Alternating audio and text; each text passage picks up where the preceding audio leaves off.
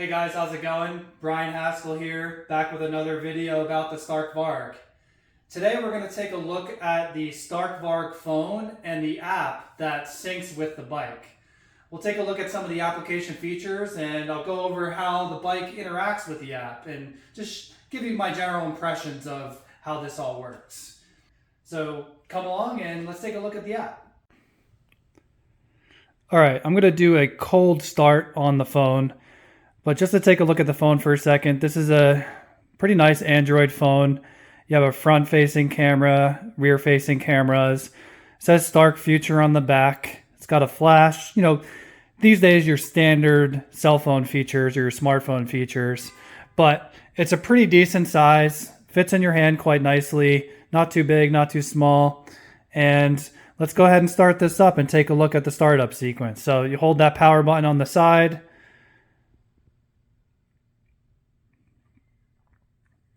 We have a nice Stark Future splash screen that appears.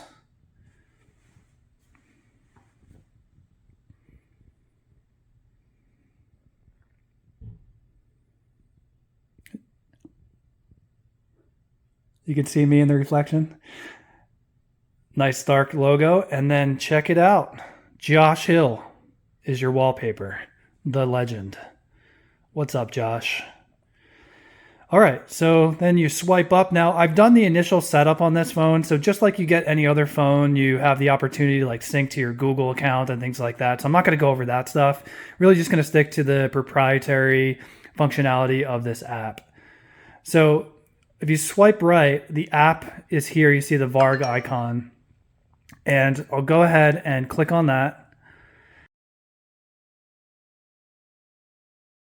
Initially, the very first time you do this, you're going to actually get a login screen. And so I'll go ahead and type in my email and password here and log in, and we'll cut this out of the video. So be right back. Okay, so after you log in, the app syncs to your account and recognizes which VIN numbers you have. So if you have more than one bike, you're going to see more than one VIN number here. And so it's all synced to your app through Stark Future and through your account.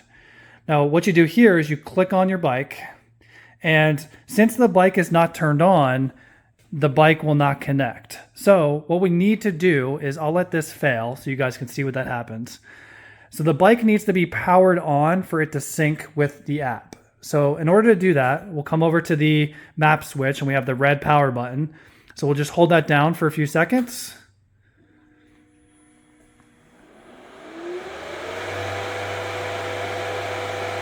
Focus.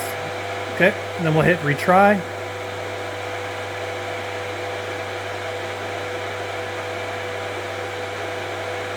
Now we're connected to the bike.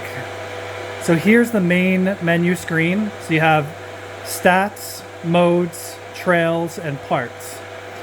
Now stats, what this tells you is your overall stats from the entire bike, accumulation of all your rides.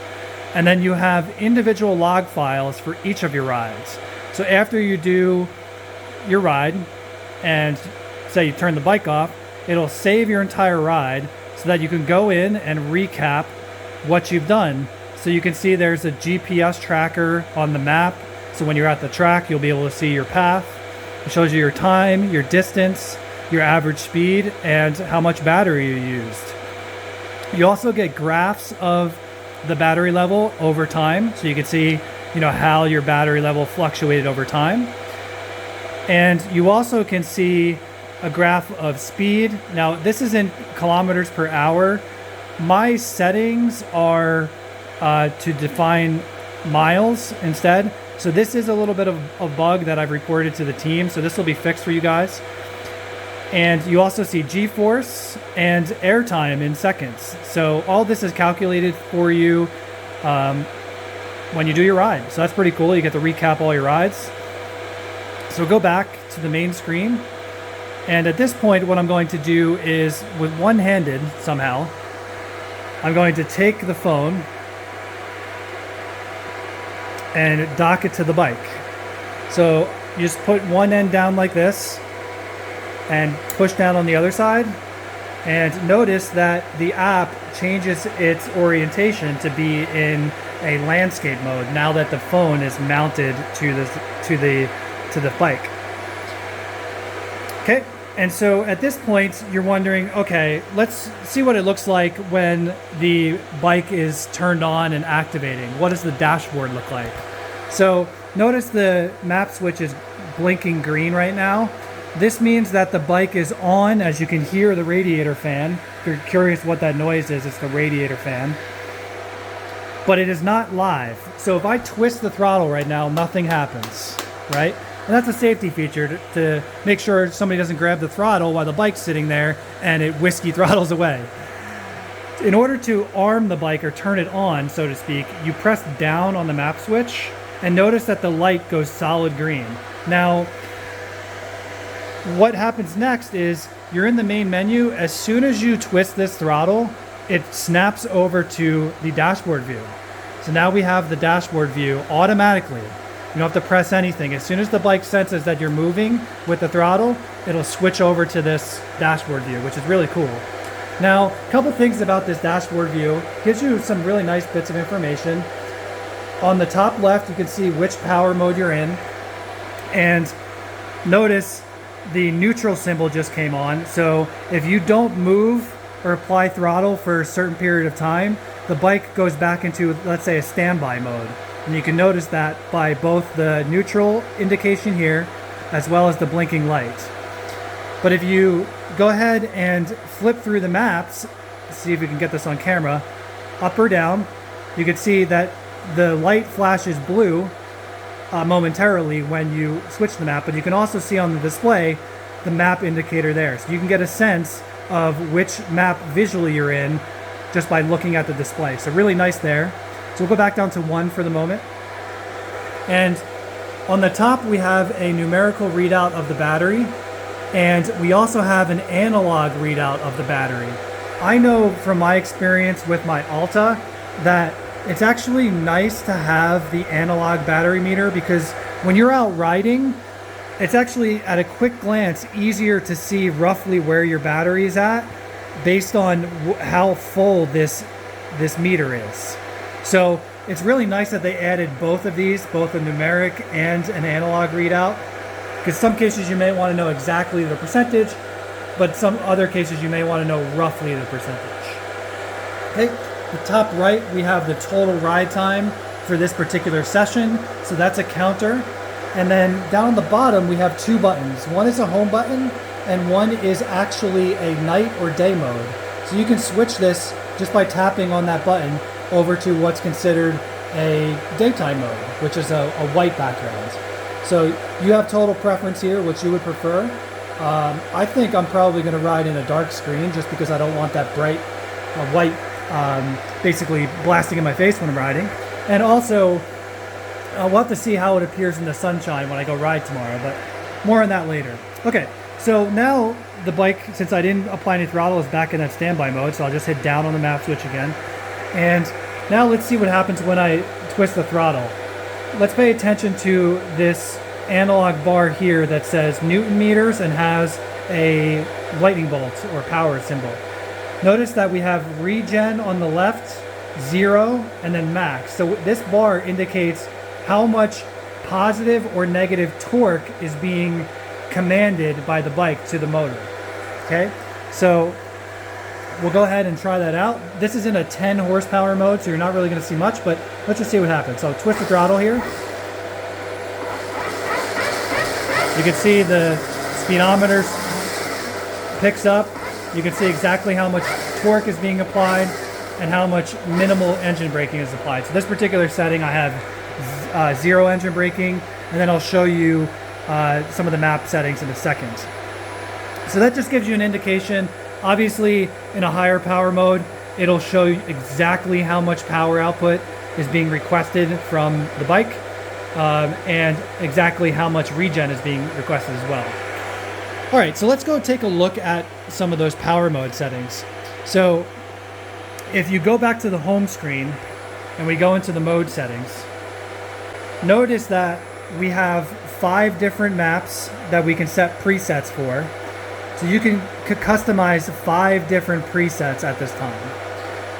And notice off on the right, we have a number 1 indicating that this particular setting is for map 1, and we have the ability to adjust max power and regenerative braking. So right now I have the map 1 actually set at 10 horsepower and 100 engine braking. So what I'll do is move this down just by touching your finger on it, and you have full flexibility here. You can set this to whatever you want. Every single map can be set however you prefer, from completely off regen to what's considered max and everything in between. So I'm going to set this to off just for now and leave the power output at 10. A note on the power though is that if you have a 60 horsepower bike, the app will know that just based on your account, and it will not let you progress further past 60 horsepower here. But if you have an alpha bike, you can move this beyond 60 and go to max of 80 horsepower and anything in between.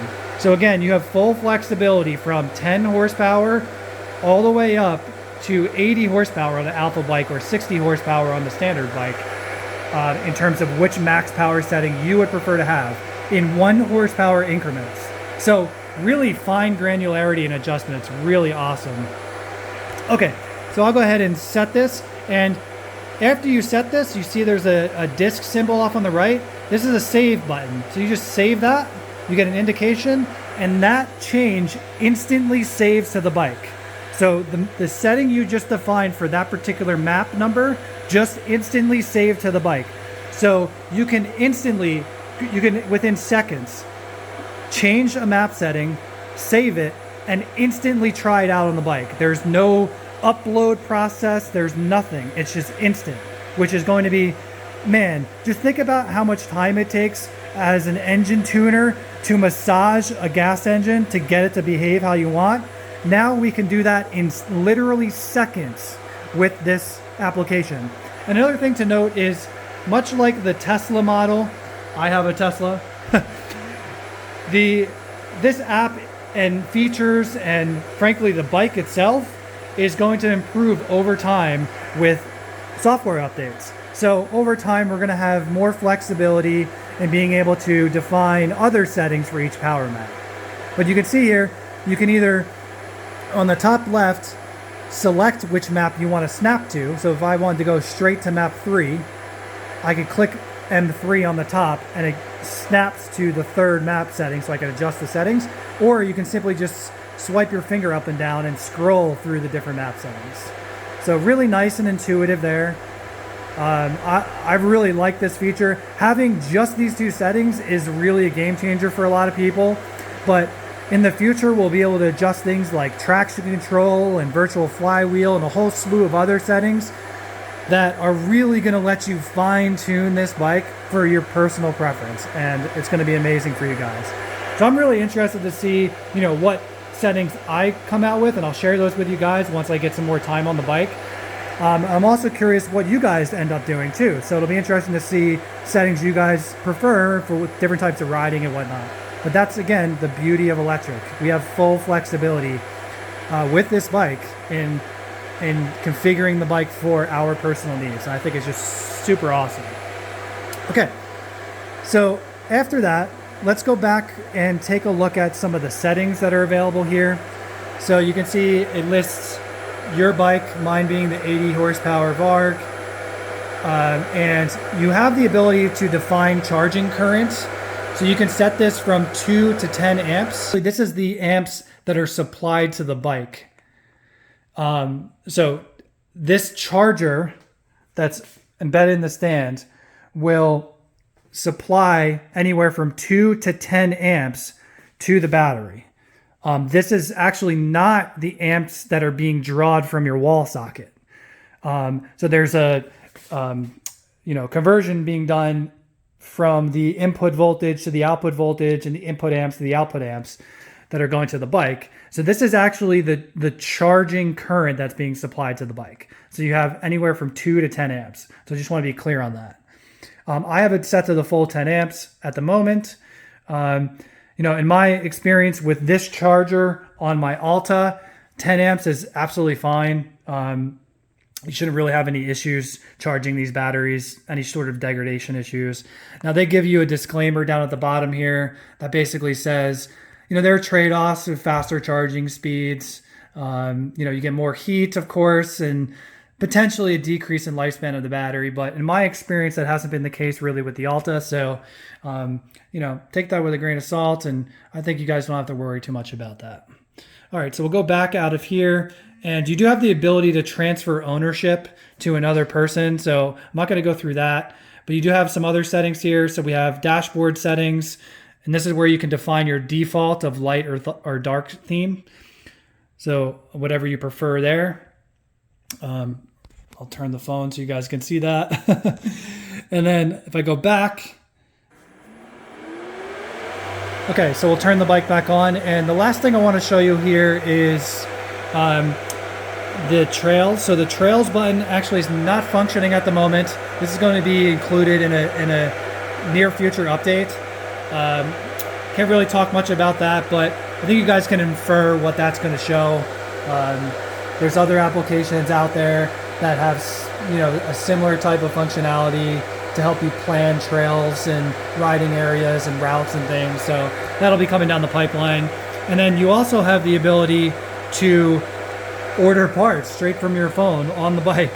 So you click parts and it pulls open the parts and accessories website on Stark Features website, and you can go through and order parts. So if you're out in the bush or on the track, God forbid, crash or something and you break something, you can immediately order a replacement part. So super convenient in that respect. I think that's pretty nice. And go back, and then the very last thing I'm going to show you guys is charging. So what we'll do is we'll come down here, take the charging cable, and we'll go ahead and plug it into the bike.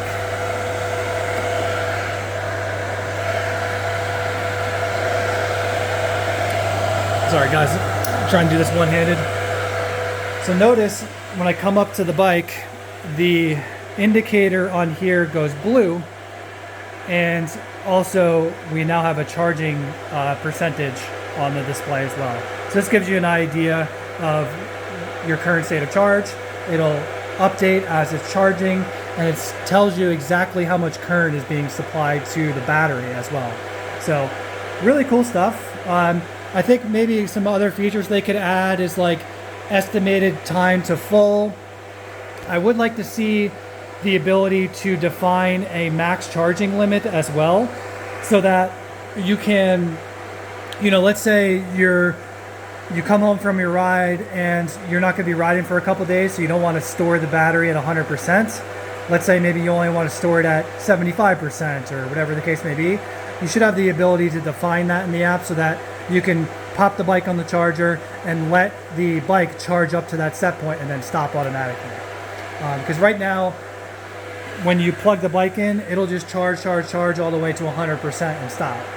So again, things will change over time and improve, and with our feedback, I think Stark's willing to give us some really cool features to make all of us happy and really suit our needs. So really exciting stuff. And one other thing I'll note is when you turn the bike off while charging, notice that the fan is now off, right?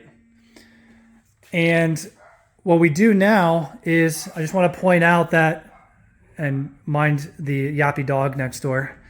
What I just want to point out is that after you've ended your ride, now we have a recap of the ride flash on the screen. So you get to see all of your details. If there's no data, I didn't really do anything in this particular session, so it doesn't show the graph. But, if you went out and did a ride, it'll show all your information here. So it's really, really cool stuff. And one other thing I wanted to note is that, current state as my bike resides, and this is probably going to change, but notice that the fan is off right now. And if I go and the bike is off, if I turn the bike on while it's plugged in, we'll notice that the fan doesn't come on. And notice that this light is actually blue before it was cyan. So a little bit different mode in terms of charging. So There's probably a question of, oh man, is that fan going to be on all the time when it's just charging in my house? And the answer is no. And this is how you would do it, at least current state. They might fix that or change that behavior, but just know that that's what's happening for me right now. All right, guys, so I thought it'd be cool to move the camera back and show you the bike and how it reacts to those 5 different power modes I just showed you. Map 1 is in my configuration right this second. Map 1 is that 10 horsepower with 0 engine braking, on up to map 5, which is 80 horsepower and full engine braking. So I just wanted to show you guys how on the stand the bike reacts to those different power modes and just how customizable this bike is right at your fingertips. Truly like maybe no other bike out there, honestly, how quickly you can adjust everything and how many different modes you can set on this bike. So I'll go ahead and turn the bike on. Okay, so I got the bike on now, and we're going to start off in mode 1. This is the 10 horsepower and the 0 engine braking. See how the back tire freewheels? Very mellow power. So we'll go to map 3, which I think was like 45 horsepower or something like that. You can instantly see the difference. The bike is just crazy powerful. And let's see what 50 or 80 horsepower looks like. I'm going to hold the bike down because it's going to be crazy.